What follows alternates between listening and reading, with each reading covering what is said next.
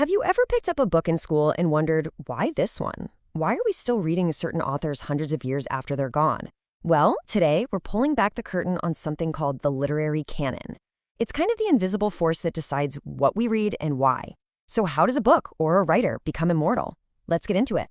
So, who exactly holds the keys to the literary kingdom? Who gets to decide? A big part of the answer has to do with this idea of the literary canon. But what is it, really? And more importantly, how does a writer get in? All right, first things first, let's define our terms. When we talk about the literary canon, there's the official dictionary-style definition, but then there's the real story, which is, trust me, way more complex and a lot more interesting. So you look it up in a dictionary, and you'll see something like this, a sanctioned or accepted group. I mean, that sounds pretty rigid, right? It suggests some formal committee is sitting in a room somewhere making a top-down list of approved books. But as we're about to see, the reality is not that simple.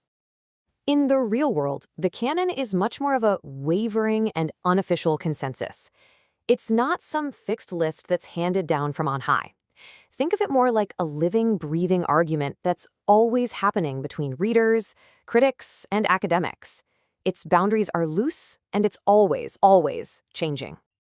And to really see this wavering consensus in action, we're going to look at two American poets who took wildly different, polar opposite paths to literary immortality. First up, we have Emily Dickinson. She was a 19th century recluse whose incredible genius wasn't really recognized by the world until long after she was gone. This poem, it's just so perfectly Dickinson. It's basically her mission statement. She completely embraced being anonymous. For her, true identity wasn't about public fame or recognition, but about the rich, private world inside her own mind. So, how did this nobody become a literary giant? Well, her work, which was almost all discovered after she died, was just so ahead of its time. Critics now call it proto-modernist. Dickinson's path into the canon wasn't paved by celebrity or sales, but by scholars and academics who discovered her work decades later and realized what a treasure it was. If you look closely at her poem, being a nobody is a good thing. It's a source of strength and privacy.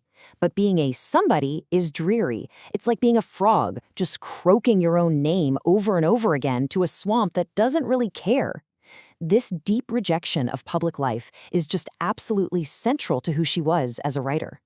Okay, now let's jump forward about 70 years to a poet who took the exact opposite approach.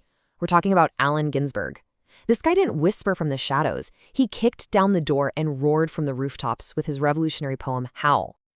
That opening line, it just grabs you, right? It immediately sets the tone for a poem that's part anthem, part protest, and part prophecy.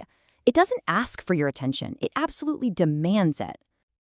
Howl was a total cultural earthquake. In the superconformist world of 1950s America, this poem gave a powerful voice to the marginalized, the outcasts, the misfits, and celebrated them. And Ginsberg's language, it's like a mix of the sacred and the profane.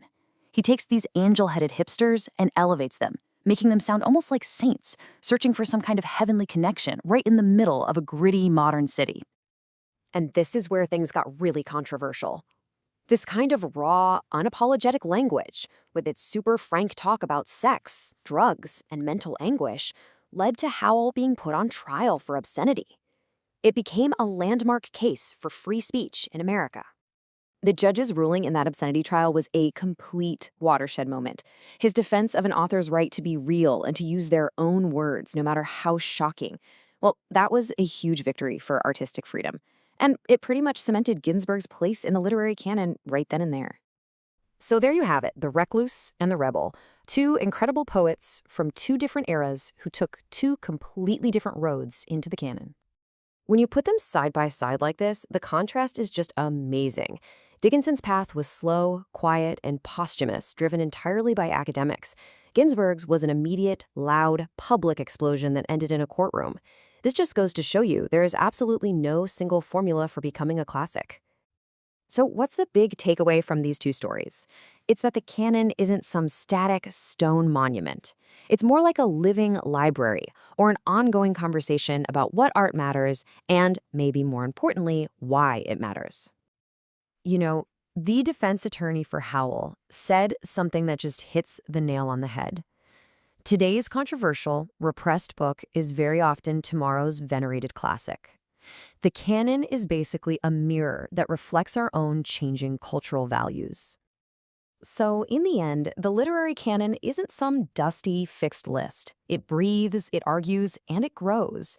And its real power lies in its ability to change, its amazing capacity to make room for both the quiet recluse and the roaring rebel. Which really makes you wonder, right? Who are the controversial artists or the overlooked voices of our time who will become the classics of tomorrow? The answer is out there, being written right now, as we speak.